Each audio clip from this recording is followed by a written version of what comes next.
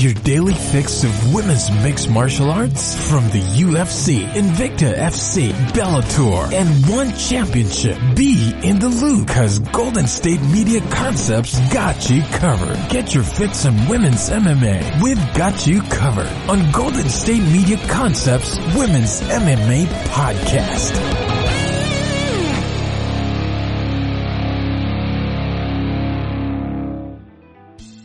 Thank you for tuning into the GSMC Women's MMA Podcast, brought to you by the GSMC Podcast Network.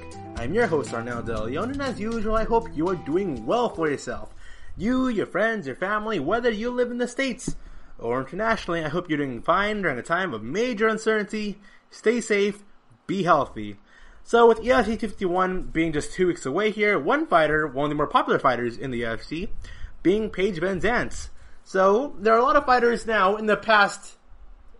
There have been a lot of fighters in years that have complained about fight purses and fighter economics. I've complained about fighter economics for the longest time.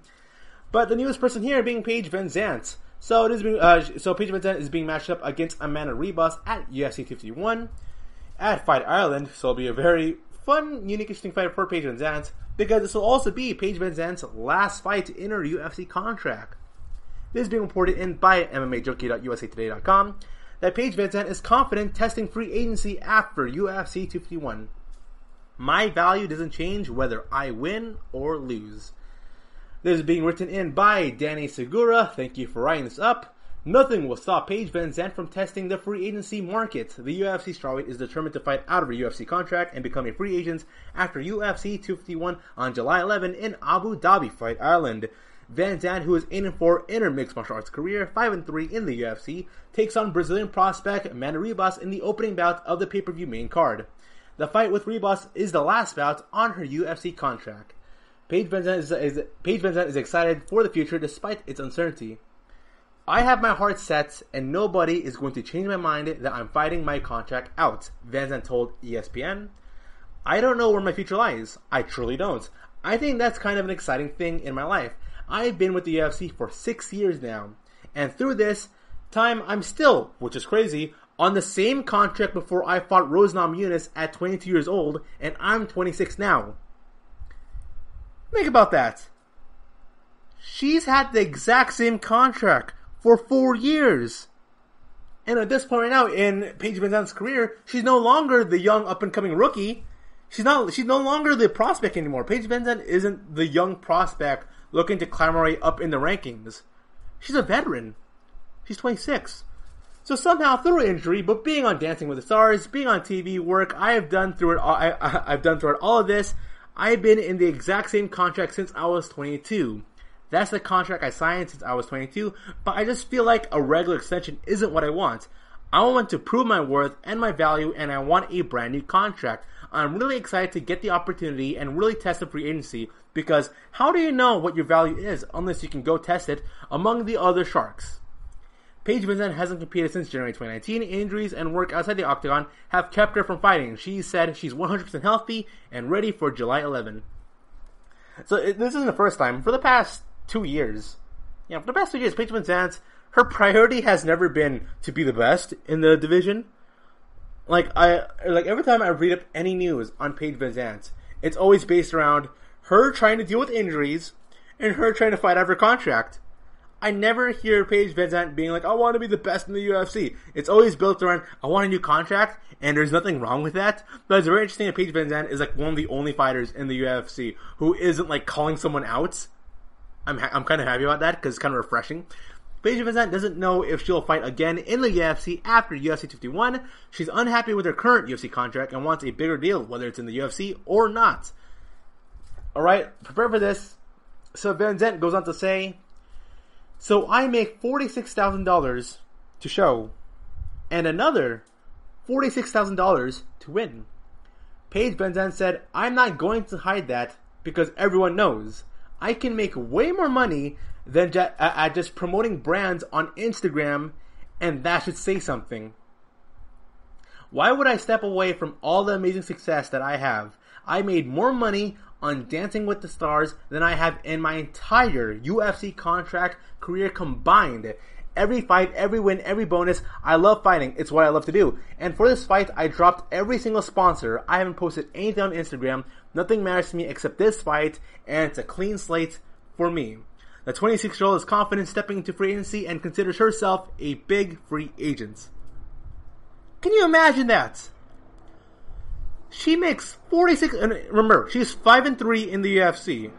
So if you really break it down, there were years to which she only made $46,000 in her time as a mixed martial artist. It's a real possibility. And so, Paige VanZant making $46,000, that is insane. That is insane. Now, I'm in agreement with Dana White. It really is a matter of perspective. I'm kind of in agreement with Dana White, and also not, because from his perspective, and when you step out based on how you perceive money, what Dana White is saying isn't wrong. Because through his perspective, and a lot of people, you can go say this. Well, let's think about this. Paige VanZant comes to work one day a year to go compete, and then she makes $46,000. And if she wins, she makes $92,000. The average salary, the average income for the average household income is $60,000 a year. $60,000 is the average American income. If you make more than $60,000, then you are considered doing really good for yourself. If you are making $100,000 a year, then you are considered rich. It is coming in from the Pew Research Center, which is a really good site if you want to go like adequate, really good, strong research and data analysis when it comes to like things you're interested in. If really things you're really interested in, whether it be like race or economics or like housing or costs or or unemployment, Pew Research does really good analysis of these kind of numbers here. And so it was surveyed among I think over like thousands of Americans that you were considered rich if you make $100,000 per year. Well, no, you were considered rich if you make $100,000 as your household income. So if you think about that, let's say you and your partner both made $51,000 a year. $51,000 a year really isn't a lot. So $51,000 a year, you guys together, and you guys have your own place. The general consensus is that you are rich. You are a rich person. You are living a rich lifestyle. If you and your partner are making $51,000 a year and you guys are living together, that's rich. And now let's look at Dana White and Joe Silva and how the UFC brass sees it. Well, Paige VanZant, if she comes to work once a year, and if she goes on to win, and she comes in just to show up, and wins the fight, she's making 33% more money than the average American. And she should be appreciative of that. And I say, yeah, okay, $92,000 a year, that's a lot of money. Relative to the average American. But compared to like other athletes or like other occupations in the world, $92,000 is nothing. That is nothing. So, just to put into context, being a person, I studied in Northern California. I studied and I worked in Northern California. And I also studied and worked in Southern California, Los Angeles and San Francisco. I studied in the Silicon Valley. And here's something you guys need to note. I know people and I have friends who make obscenely large amounts of money. I have a friend, she was 19 years old. She was doing an internship. And you know how much the internship was paying her?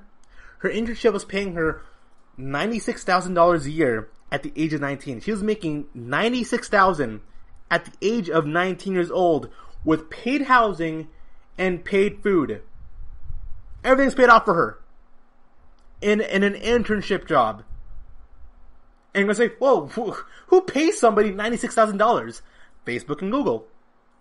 Now on top of that, I got friends who work as engineers, who work in really obscure like tech companies that you're never going to hear of. And they make $112,000 a year. And they're considered below average compared to their peers. So now let's think about, whoever their boss are, they could be like, well, you shouldn't make $100,000 a year because the average American makes $60,000 a year. So you should be appreciative if you end up even making $70,000 a year or $80,000 a year. That's what if that's what Dana White or UFC brass members would think of if they were to work in these other companies, if they were to run the NBA or Facebook or Google, can you imagine if Dana White was like the GM for an NBA team, and he has LeBron James across from him, and LeBron James asking, okay, so I want a 5-year contract, $230 million. LeBron James asking 5 years, $230 million. Dana White, I can imagine being like, well, LeBron, you're not going to make that. You know why? Because the average American makes $60,000 a year. So you should be paid about $90,000 a year because you only work 8 or 9 times a month in a year. So you should be appreciative that you are getting this money in the first place. This isn't a career, LeBron. This is an opportunity. That's what he would say, because he said something similar to that in a recent press conference, where he's talking about Amanda Nunes, and he was saying, Amanda Nunes, she didn't have a career in the UFC. She had an opportunity in the UFC to go make a lot of money. And I'm just like, this way of thinking, yes, it makes sense. It does. But in the grand scheme of things, you are like, it gets frustrating, because that kind of way of thinking, although it does make sense, doesn't apply to other occupations or other organizations or other jobs out there. It just doesn't. I got friends who make $300,000 a year. I got friends who make $112,000 a year. I got friends who make $96,000 a year at the age of 19 years old. Ridiculous. Absolute ridiculous. And I'm making... No. Before this whole coronavirus pandemic thing really was an issue, I was making equivalent to the same amount of money as like a beginning level engineer or a software developer in Southern California. And I'll tell you right now, what I'm doing right now is far, far more safe than being a mixed martial artist or being a fighter out there. Because it upsets me that Paige Van Zandt is like saying that she's not making, she could be making money doing other things. She doesn't even have to be a mixed martial arts fighter. She really doesn't. But she's doing this out of the passion for it, and I'm happy for Paige Van Zandt for doing that. But I really can't wait for Paige Van Zandt to leave the UFC. I really can't. And I'm saying that in a positive way. I'm saying that I can't wait for Paige Van Zandt to leave the UFC so she'll have more opportunities to go out there and make more money. She can be an actress. She can be a YouTuber. She can make a whole lot of money. Do you know how much money these athletes, these YouTubers make? I am following this one YouTuber right now. He's only had one video in grand total that's reached 1 million, and he makes about $5,500 a month. He makes $5,500 a month making videos out of his own home, and just him just talking. It's just some guy talking in front of a camera for about 10 minutes. And he does this like 6 times a week, so he's talking on camera for about slightly over an hour. And he makes $5,500 a month. So yeah, so I'm in agreement and disagreement with Dana White in that, yes, you are right. These fighters are making more money than the average American is in America. In Stockton, and here's fun trivia. I used to live in Stockton. In Stockton, if you're making $40,000 a year, that's your average. That's the average American income. That's what Dana White would say. He's like, well, Paige Van Zandt, you're making $46,000 a year. That's not half bad, because people in Stockton here, they're barely making $39K a year, so you should be appreciative of, like, no. You can't just reference that. You can't just say, well, you should just be happy with what you have because these other people just don't have that opportunity the same way as you. No. That's not how things work. In America, we're all about upselling ourselves. We're all about upselling and going for the best value, making the most money as we possibly can. If you can't pay that, then you can leave and do something else. And for Paige Van Zandt, she can definitely leave the UFC. She doesn't need the UFC at all. She's happy. I'm pretty sure she'll be more happy if she were to leave. But she's going to be fighting Amanda Ribas, and I'm telling you right now, Amanda Ribas is the favorite against Paige Van Zandt. Van Zandt, she's gone through so many injuries. She's been gone for a while. When you combine ring rust and the fact that she hasn't and injuries, I just don't think Paige Van Zandt is good enough to defeat Amanda Ribas. Amanda Ribas, I think, is among the top 12. Paige Van Zandt is nowhere even near the top 15 in the rankings. So, from a pure fighter standpoint, I don't think Paige Van Zandt is going to defeat Amanda Ribas. For all I know, I could be wrong, and Van Zandt does end up defeating Ribas. But from my perspective, I think Paige Van Zandt is going to go lose this fight after 3 rounds of action, and then Van Zandt can go and renegotiate. If she doesn't get the money she wants, she can definitely leave. She can go to Bellator, she can go to Invicta, she can go to One Championships, or she can like be a YouTuber or be an Instagram model to do Instagram sponsorships. There's Paige Van Zandt is one of the lucky ones in that she has so many avenues of making income that I'm happy for her to like get out of her UFC contract and try something new. So good on her. You're listening to the GSMC Women's MMA Podcast. Coming back right after this short break here. See you soon.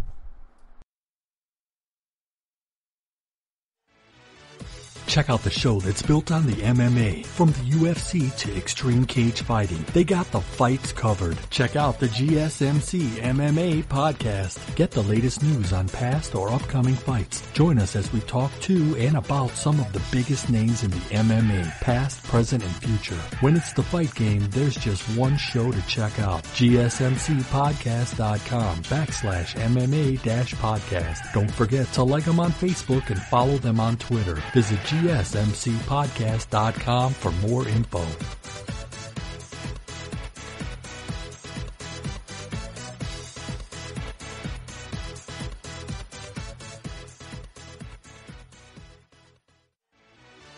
Are you looking for the very best NFL and college football podcast? Then check out the GSMC Football Podcast. Get the latest football news both on and off the field. From the NFL Draft to trades to the rumor mill to the NFL Combines. They got you covered. That's GSMCpodcast.com/football-podcast. Get updates on college rivalries, game day insights, and much, much more. It's football talk the way you want it. This show eats, sleeps, and breathes football. Don't forget to like them on Facebook and follow them on Twitter. Visit GSMCpodcast.com for more info.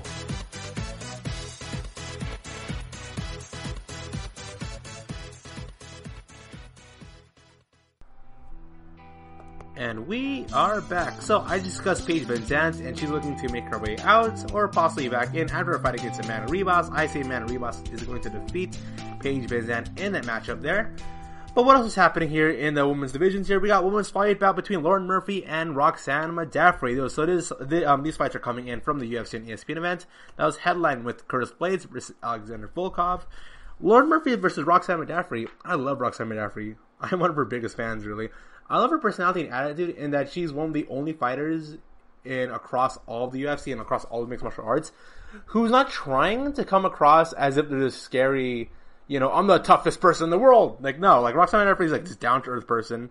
And it's so strange she bumped herself up into being like the number 5th ranked fighter in the fight division.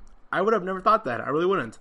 But in Roxanne Modafferi against Lauren Murphy was able to defeat Modafferi with a unanimous decision. By the way, all the fights here pretty much ended the exact same way in that they ended by 3 rounds unanimous decision.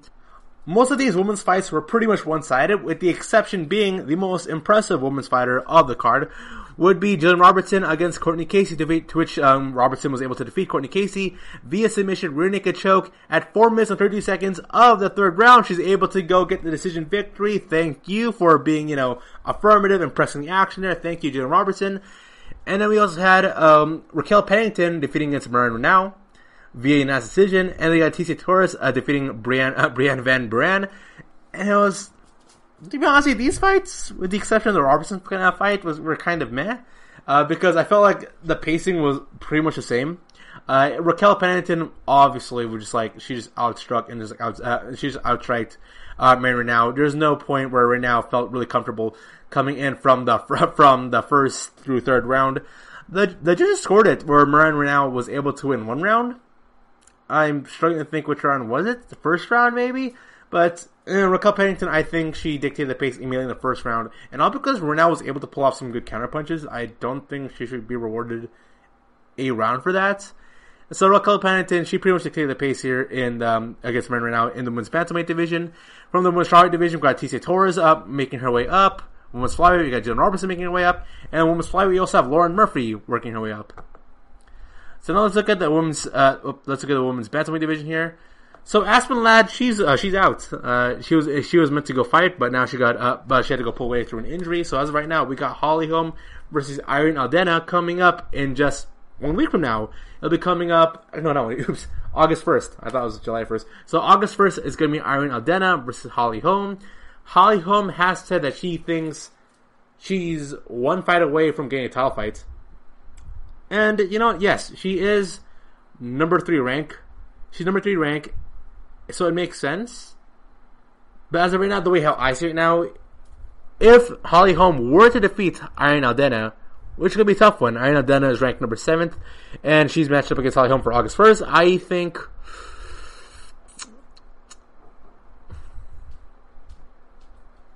I'm thinking about this right now. Who would win for Holly Holm versus Arnel Aldana? Because the biggest red flag here would be Aldana's performance against Raquel Pennington. And Raquel Pennington is an incredibly great fighter here. And so Raquel Pennington was able to defeat Arnel Aldana, but Raquel Pennington ended up losing to Holly Holm. Because the reason why Holly Holm is ranked this high right now, despite her 6-5 ranking in the UFC organization over fighters like Juliana Pena and Aspen Ladd, and even like Caitlin Vieira, is because of the fact that, well, she's been able to maintain. She's going to like win-loss for the most part. She's able to be consistent, and when she's against somebody who's near her ranking, she's able to stop it. So Holly Holm versus Aldana here, this could really go either way. A safe bet here is Holly Holm. But don't be surprised if Aldana wins this. Don't be surprised. But the safe bet really is Holly Holm winning this fight. I'm sad for Aspen Ladd.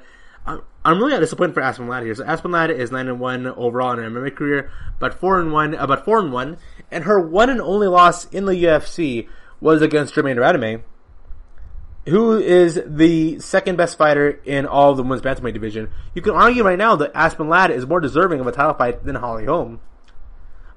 But if I look at, okay, we have Germaine Radame, Holly Holm, Juliana Pena, Aspen Ladd.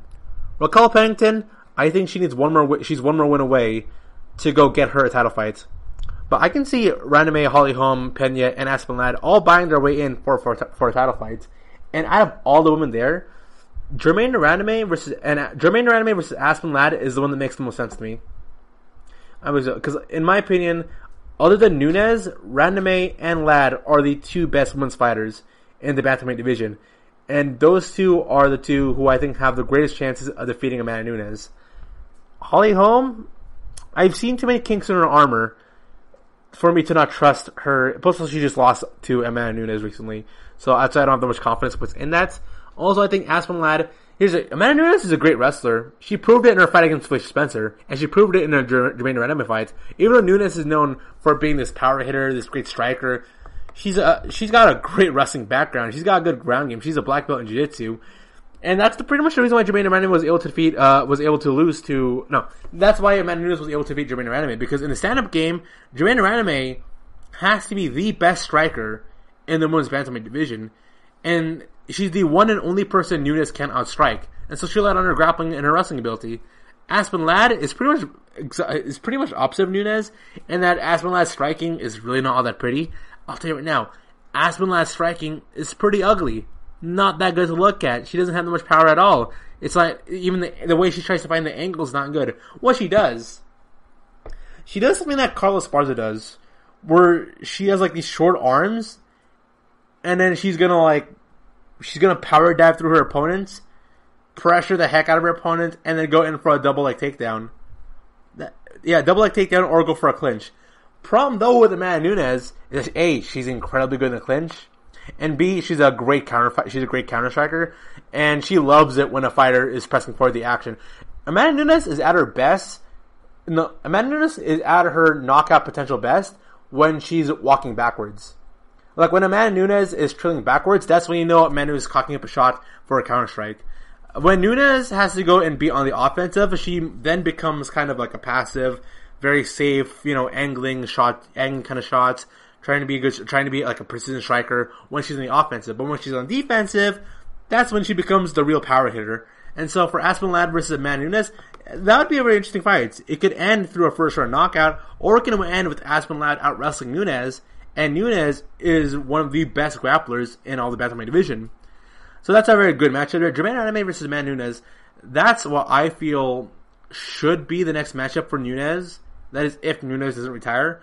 Because I feel like if Germaine Radame can make some adjustments to her game, she would do a lot more better defending the takedowns and defending the wrestling of Nunes.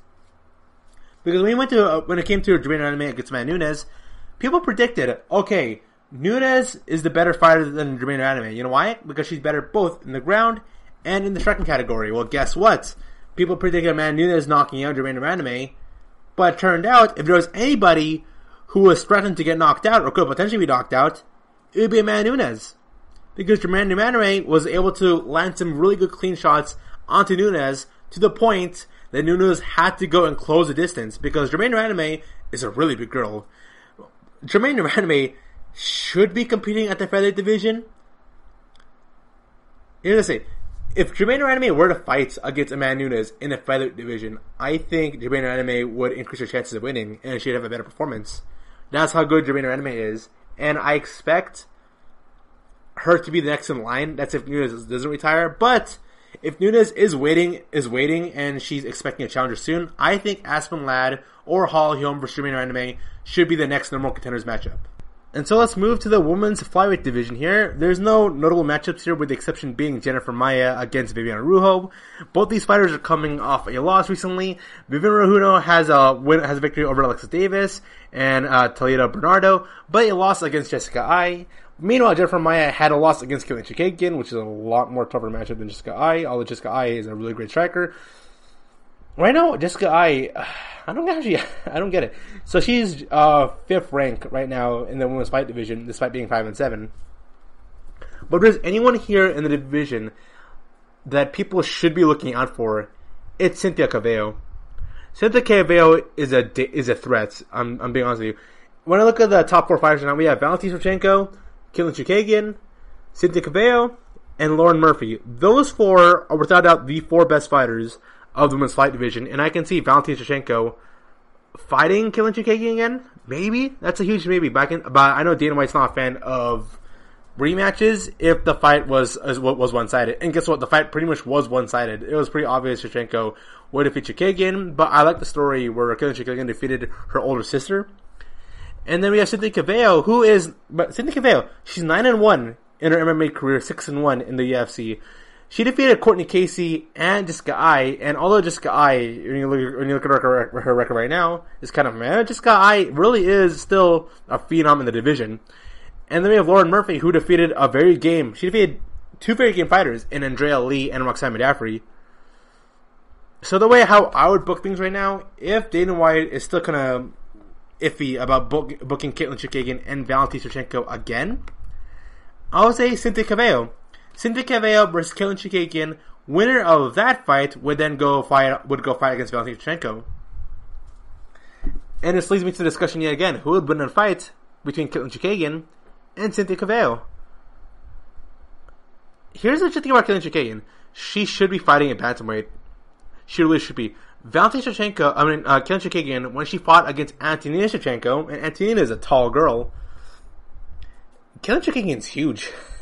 But Katlyn Chookagian is gigantic compared to Antonina. She was, without a doubt, objectively just much more stronger, much more powerful than anyone in the division here. When you look at the physicals of Katlyn Chookagian versus everyone else in the division, Katlyn Chookagian is that more physically dominant than anyone else. The only person who's as physically dominant as Chookagian will be the champion, Valentina Shevchenko.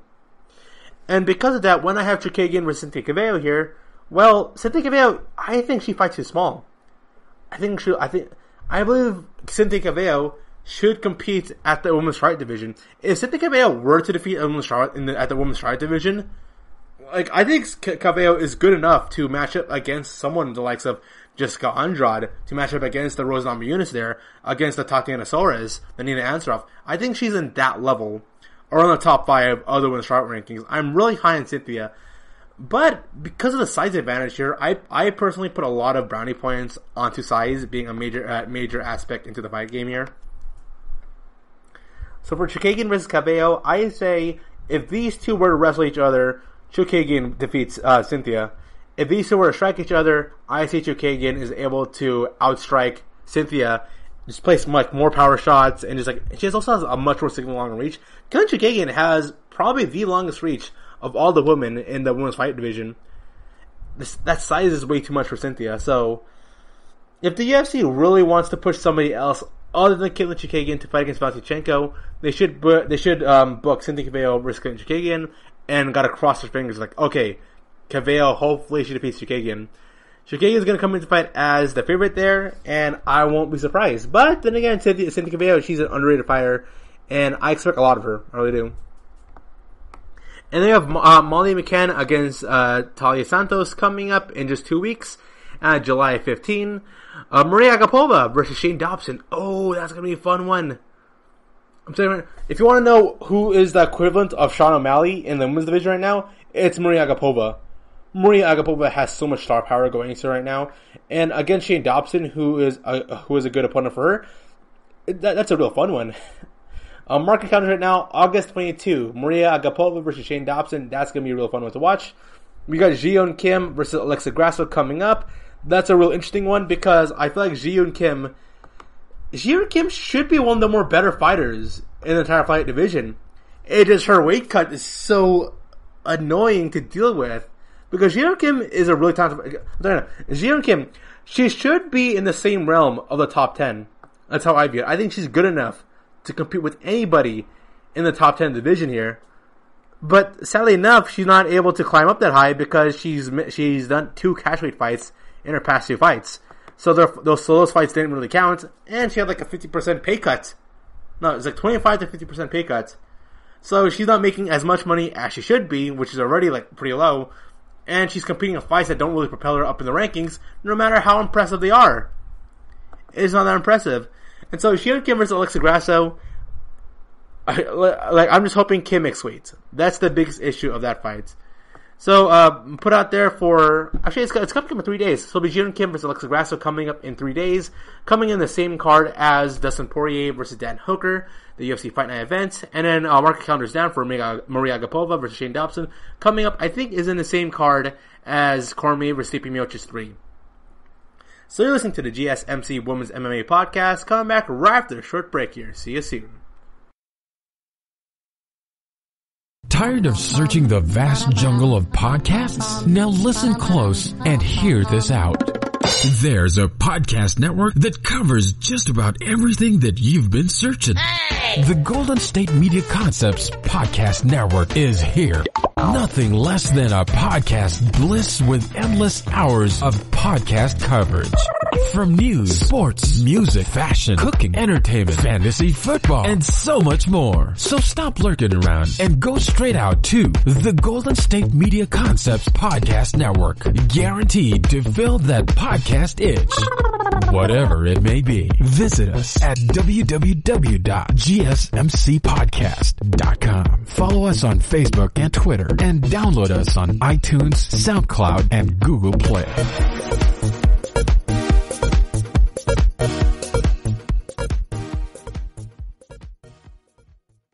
This is your ultimate stop for everything sports. The Golden State Media Concepts Sports Podcast. Should I say more? From the NFL, MLB, the NBA to MMA, it's all in here. The Golden State Media Concepts Sports Podcast. Listen now.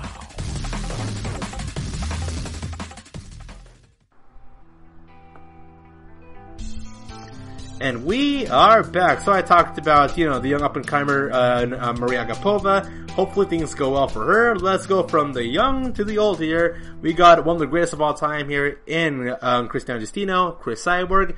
She just recently posted a video of her doing some strikes with her coach, and her coach had to take out the gloves and was like, oh my gosh, that really hurts. And it's surfacing around. People are saying, oh my gosh, we're seeing the old Chris Cyborg again. This like power hitter. Because Chris Cyborg,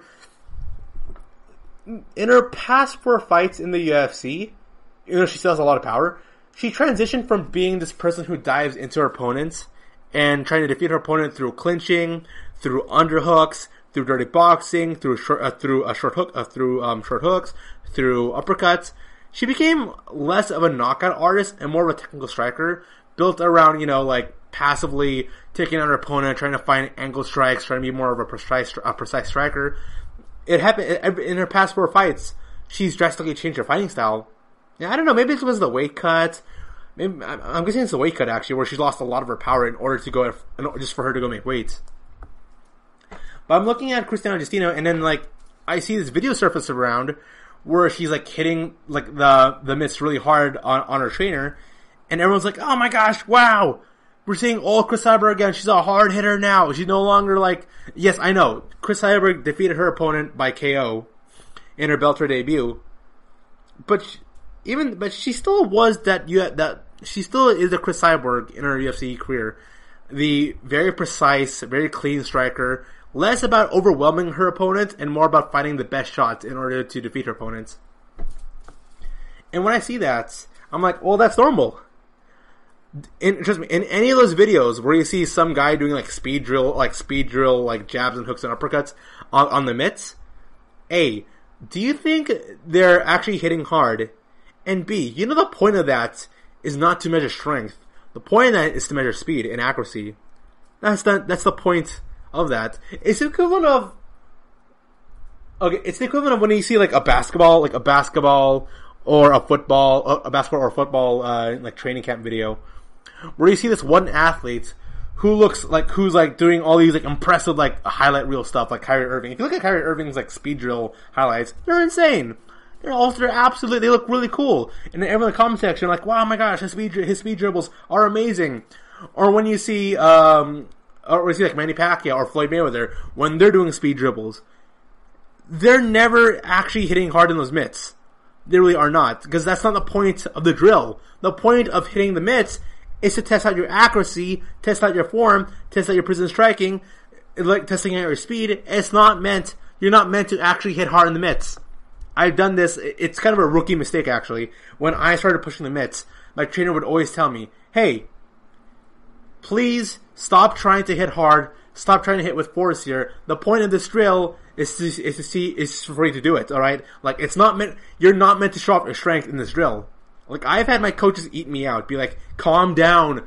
Just hit as fast as you can at a consistent pace, okay? We'll do this for like 25 minutes. Let's see how long you can keep the pace here. Because if you hit really hard, because you're supposed to do that for X amount of minutes. So if you're to do that for 10 minutes straight, okay, like, alright, Chris Cyborg, I want you to go and hit like a 5-punch combo, end off with a hook, then uppercut. Alright. And then do that for 10 straight minutes. Chris Cyborg isn't hitting hard for 10 straight minutes. No. She's gonna go and keep at a certain pace for 10 straight minutes so she gets the form down perfectly. And for that video, what probably happened was that somebody, hey Cyborg, we're gonna film you doing, your drill. And then Chris Cyborg's like, okay, I'm gonna go all the way for this video. Because once the camera's turned off, Chris Cyborg probably is just gonna go work on her speed drills and her accuracy yet again. So I'm not that impressed by it. I really am not.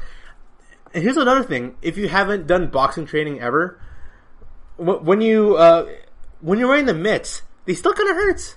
Like, I remember our coach, our trainer, would wear this body armor. He'd wear this body armor so he can practice on the fighters, working on body shots or leg kicks. And we had one guy in the gym who had the nastiest leg kicks. The most loudest, most insane leg kicks in the entire gym. Like you can hear the kicks from outside the gym, because that's hard. Nobody kicks harder than this guy. He's got these strong as trunk legs. Like you've seen those videos where guys are punching trees down. No, they're kicking trees down, or they're kicking these iron poles. They kick it really hard, and they're like, "Hey man, look on my leg. It's still perfectly fine. No blood at all. That's easy." That's him. This guy could kick an iron pole, and it can be like, "Hey man, I feel no scratch." So imagine this guy kicking you. Now imagine this guy kicking you with the body armor you're wearing, and his training with he would try to unload 100 body kicks onto the coach wearing the body armor. And so you go 97, 98, 99, 100, good job. You hear the bell, ring, okay, take your break. The guy just did 100 leg kicks.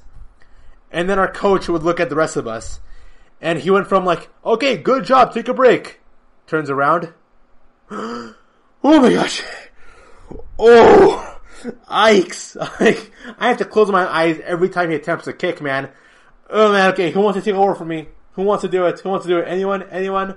Okay, then. Then he turns around to the guy and he's like, "All right, then, 100 more leg kicks. Let's go."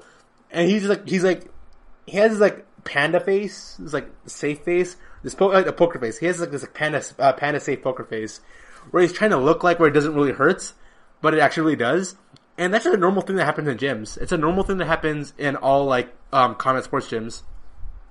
These guys wearing the mitts and the body armor stuff, they always feel hurt. These things do hurt. They do. All because you're wearing body armor, that doesn't mean it doesn't hurt. It's just like on camera, or for the most part, when you are getting hits, you're not really supposed to like actually show anything, because you know, can you imagine? Cause it's meant for the fighter. The point of the training is to help the fighter. And so, can you imagine the fighter, like his goal is, okay, I'm gonna throw 100 leg kicks, and then on like the 50th leg kick, the trainer's like, okay, let me take a break. Woo! Well, you're just taking a break, kind of like weaken the training for him. The point for him is to see if he has the cardio to pull off 100 strong leg kicks consecutively. And for the trainer to be like, okay, let me take a break from your 50 leg kicks. No, you're kind of ruining the training from there. And so, it's not that impressive. I saw this video, and I saw like all the comments be like, oh my gosh, Roshi's a real power hitter. Wow, can we see Ronda Rousey versus Chris Cyber again? Maybe. No, it's normal. What Chris Cyber did to her trainer is absolutely normal. And I expect only the very best from her coming up in her career in Bellator. But trust me, it's normal to get hurt by even if you're wearing mitts, it hurts. It really does. And so we go from the past to the new. We got here Kay Hansen. So I'm getting this from WMMArankings.com, and the second I saw her face and I saw her shirts, I immediately thought, okay, this girl's obviously from Southern California. And I'm right, she is. So this girl here is Kay Hansen. Kay Hansen signs a multi-fight deal with the UFC. Invicta standout Kay Hansen has signed with the UFC. Hansen, who is 6-3, shared the news to social media on Sunday. Her Instagram says, "Today, I got the call every fighter dreams of. Earlier this afternoon, I signed a multi-fight contract with the UFC. I can't begin to describe how blessed and thankful I am for all my family, teammates, friends, and coaches for the constant support through everything up and down. I also want to give a special thank you to Shank Knapp and everyone at Invicta FC for everything they do for their athletes. I am forever grateful to be part of the Invicta FC family. This is just the beginning." The 20-year-old prospect has fought all but one of her professional MMA bouts under the Invicta FC banner. She has competed as both a strawweight and a flyweight throughout her career. Right now, she should compete as strawweight. That's what I say right now. I think she's too small for flyweight. Hansen currently rides a 3-fight win streak. She has last seen fighting in March in the Invicta FC Phoenix Series 3, defeating Lisa Bjornsson by decision in a strawweight bout. See, told you, she should compete at strawweight. And as predicted, the California native has made a name of herself as an exciting fighter who pushes the pace. She has finished 83% of her fights. This is so weird. We hear so many news, and I report it all the time I come here, where fighters are arguing about, hey man, my contract is awful. Well, she's a 20-year-old girl. Okay, let's go on. She's a 20-year-old girl from California. A lot of fighters are arguing that, you know what, their contracts are really not good, that they're bad, that they're being underpaid. Well, hopefully things don't turn out for her the same way it turned out for Paige Van Zandt in terms of her contract issues. I hope Kay Hansen becomes as successful as Paige Van Zandt, if not even more successful than her. Because when Paige Van Zandt was signed, she was signed at 22 years old. No, she got signed earlier than that. She debuted at 22, probably signed in at 21. So, she signed at 21 years old. And then she competed at the age of 22 for the UFC banner, and now she's 26, and she's still set under that same contract. For a 20-year-old girl, making $12,000 is a lot of money. When you're a 20-year-old, and you've got all your friends who go on to college or are doing these trade skills, or I don't know, like being a famous YouTuber, like in my life, but when you have like people out there who are making X amount of money at the age of 20 years old, which is a lot surprisingly if you go on YouTube. Then for Kay Hansen, making $12,000 in a fight, yeah, it's underpaid. But for her, as a 20-year-old, she's like, oh my gosh, $12,000, that's more money than I've ever seen in my entire life. Wow. So, for her, I'm happy. What I'm hoping for, that Kay Hansen signed a 5-fight. Okay, I know Dana White when he was doing negotiations for Jorge Masvidal and John Jones, they signed an 8-fight contract. Wait, give me a couple seconds. Let me look at Paige VanZant. What was her fight contract? So she signed her fight contract 4 years ago, and she's still stuck in that contract. And for Brendan Schaub, it took him years to get out of that fight contract of his. So let's look at how many fights Paige VanZant has had in the UFC. So her fight contract was signed back at so it was signed when she fought against Rose Namajunas. That was 2015. Oh my gosh, it'll be 5 years. She's overdue for a fight contract in 5 years. Oh my gosh. So she signed a new contract with 1, 2, 3, 4, 5. She has a 6th fight coming up right now. So her fight contract was 6 fights. But here's the thing. Her initial contract when she debuted for the UFC was 1, 2, 3. So let's think about it. Paige VanZant signed a 3-fight contract. Then she renegotiated for 6 more fights. And I'm guessing right now how things are going for Kay Hansen. Probably Kay Hansen signed a 4-fight contract, a 3-fight contract. Going to be paid $12,000 a year. She's probably going to compete, just outside the top 10 rankings, depending on how well she does. And then she's going to put herself up to making like $45,000 a fight, similar to Paige VanZant, probably even lower than that, which will set her up for another 4 more fights. So from what I'm seeing right now, Kay Hansen is prepped up to fight 8 or maybe 9 times in the UFC, to which she's making no more than $50,000 per fight. At the minimum, not including bonuses. And depending on who you ask, well, that might be a good thing or a bad thing. If Kay Hansen were to win all of her fights, because, $50,000, double it, you're making $100,000 per fight, and if you're to compete 2 times a year, she's making nearly $200,000 per year. That's really good. But, you know what, there's a probability here that, if she gets injured? If she gets injured, her pathway could be very similar to Paige VanZant's. And hopefully that doesn't happen then. But for Kay Hansen, being a 20-year-old girl whose mindset is like, OMG, is drinking even allowed here? Wow. $12,000, that's a lot of money. Wow. Okay, what's the funny part? I know people who right now are like 25 years old, 27 years old, and $12,000 to them is a whole lot of money. I got somebody told me one time that making $200 a day is an insanely lot of money. $200 a day. $200 a day is pretty much below the average salary for the average American. And then I got him phoning me in, being like, "Oh my gosh, you make $200." Not me precisely, but it's like, "Oh my gosh, like I know somebody here who makes $200 a day. That's insanely a lot of money." Not really, but it depends on the person. So for Kay Hansen, signing that contract, making $12,000 a year, yep, that definitely is under. She is being underpaid, but at least in her mind, she's making some money, so she can move out of her parents' place. So good for her. At the very least, though, she's happy, and if she's happy with her contract, then I guess she settled with it. Though, hopefully, things don't bite her in the butt a couple years down the road. So you're listening to the GSMC Women's MMA Podcast. Coming back right after the short break here. See you soon. Are you looking for help for your fantasy football team? Check out the GSMC Fantasy Football Podcast. Get today's best advice on who to start, who to sit, even who you should draft. From sleeper picks to red hot lineups, they got it all covered for you. That's GSMCpodcast.com/fantasy-football-podcast. We'll cover traditional leagues, dynasty, PPR, even IDP leagues. When you need fantasy help, there's just one show to hit up. Don't forget to like them on Facebook and follow them on Twitter. Visit GSMCpodcast.com for more info.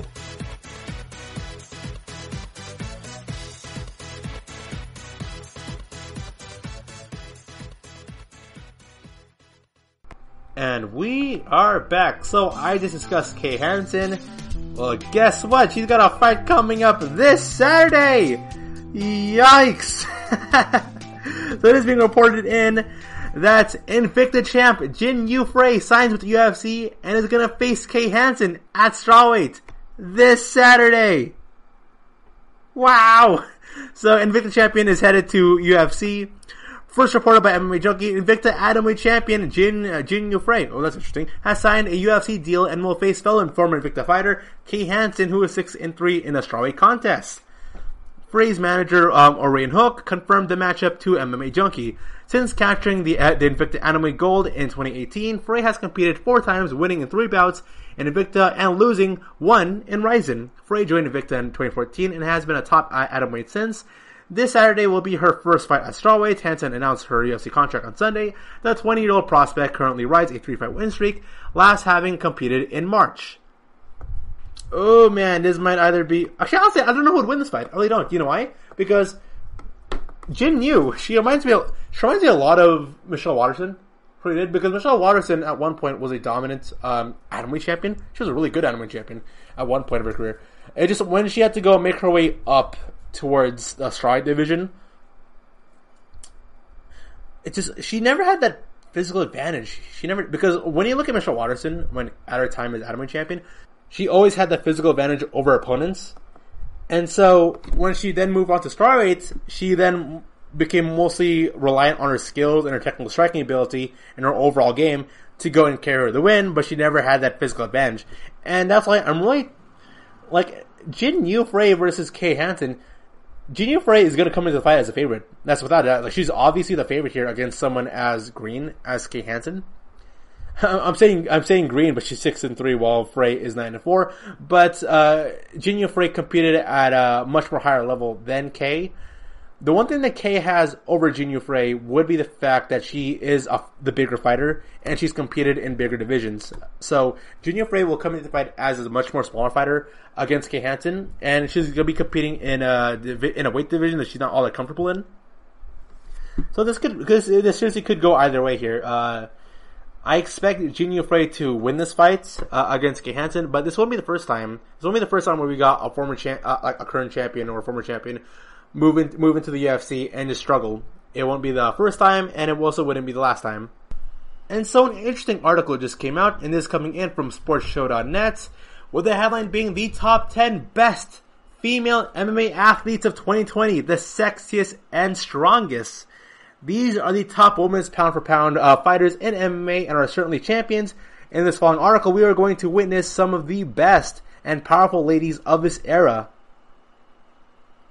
What? So, huh? I'm so confused right now. So, are we looking at the best women of the era or the best athletes of 2020?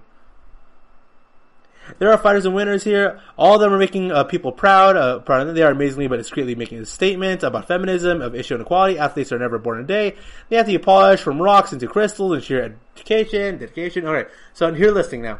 The top 10 best female MMA athletes of 2020. Number 10. In this list, number 10 fighter here, we have Vanessa Porto, who she has already made her name as one of the best Brazilian mixed martial artists, as well as amateur boxer. She competes in the Invicta Fighting Championship fight division, and she's really good with it.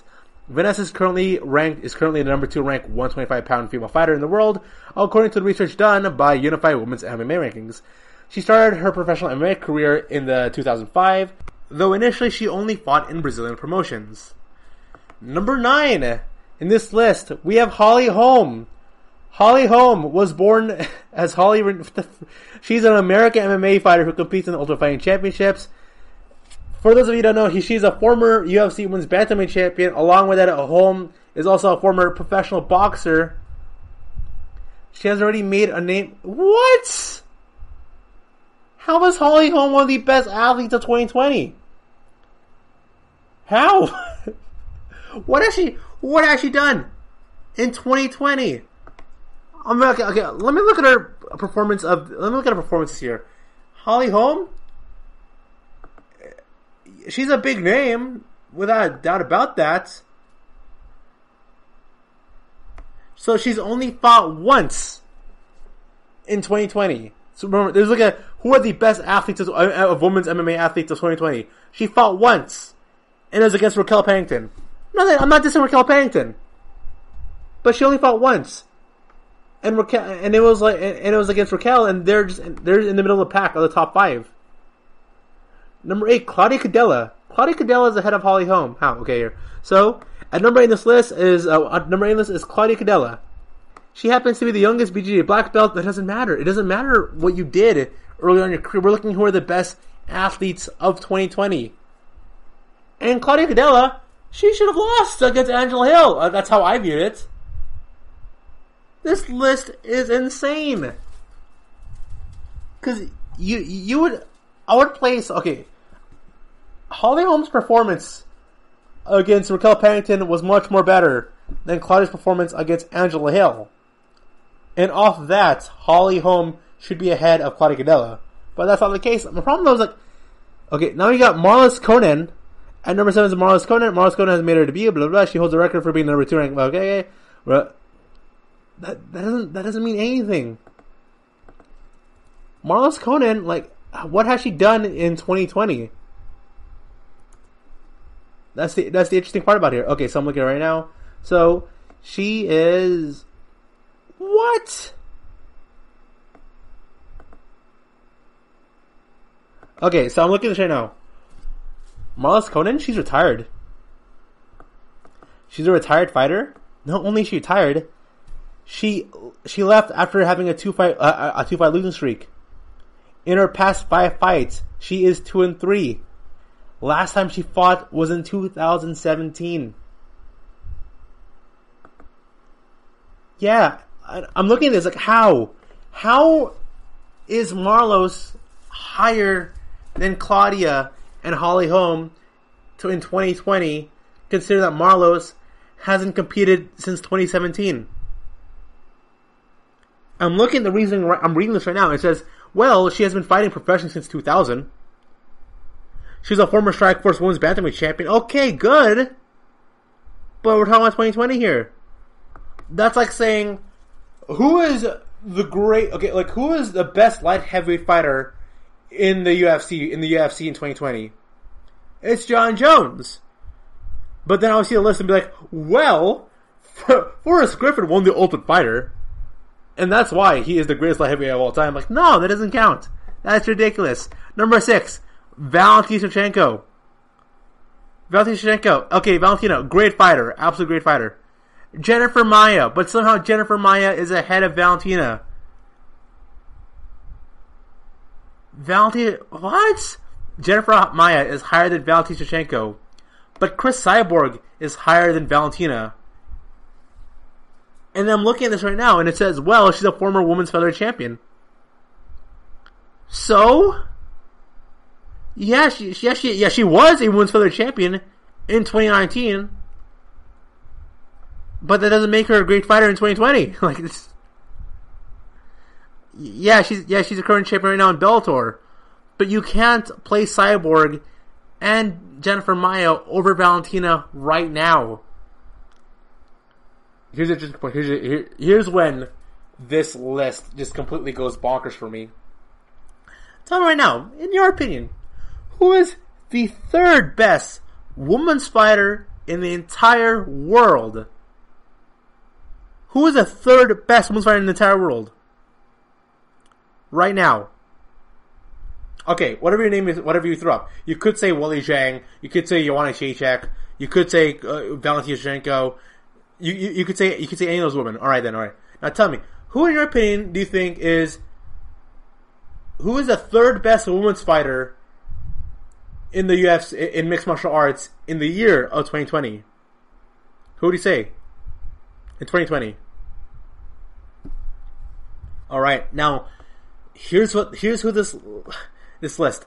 This list named Ronda Rousey as the 3rd best MMA fighter in 2020. How?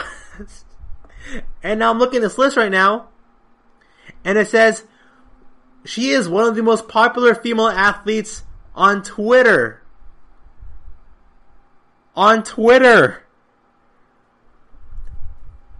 How does getting followers make you objectively the best at a sport?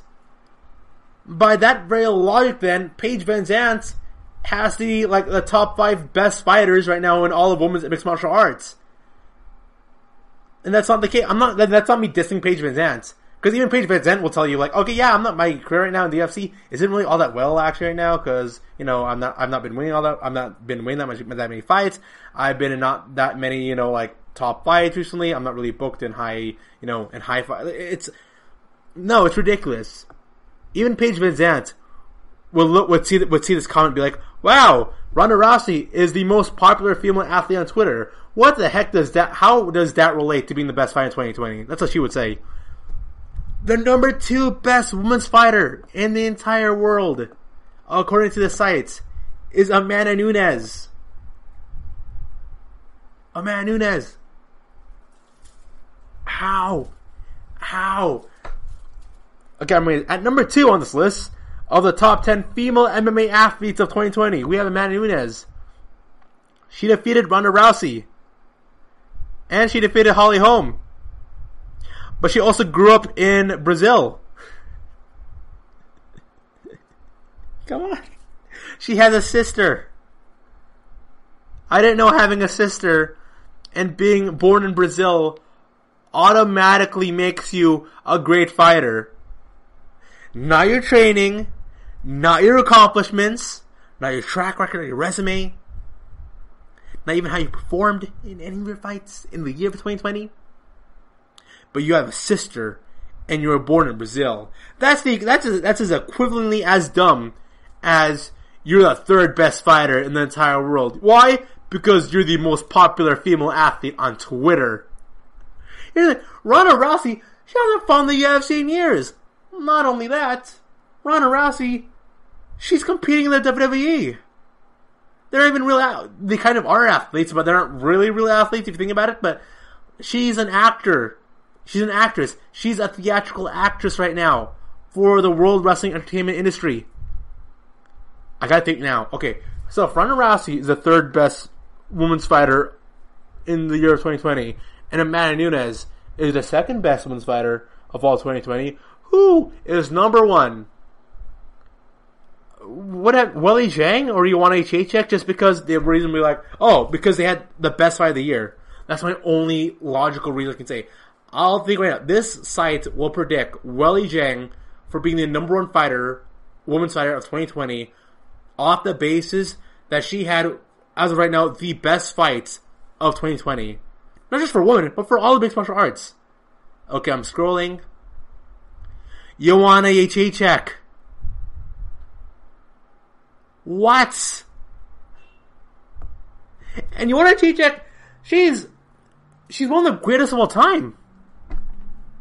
She is the greatest, as of right now, at the time of recording, she is the greatest woman strawweight champion of all time. She, in my opinion, is greater than Ronda Rousey, Chris Cyborg, Jennifer Maia. They're not wrong at that.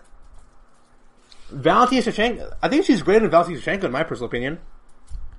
But better than Amanda Nunes?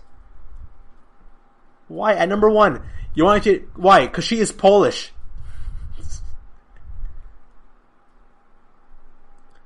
That's as of July 22. She is the consensus number 1 female strawweight. So that doesn't matter. At 2016, you were the number 1 strawweight in the world. All that matters is what's happening right now. She's a 4-time European champion Muay Thai. Okay, in the year 2020.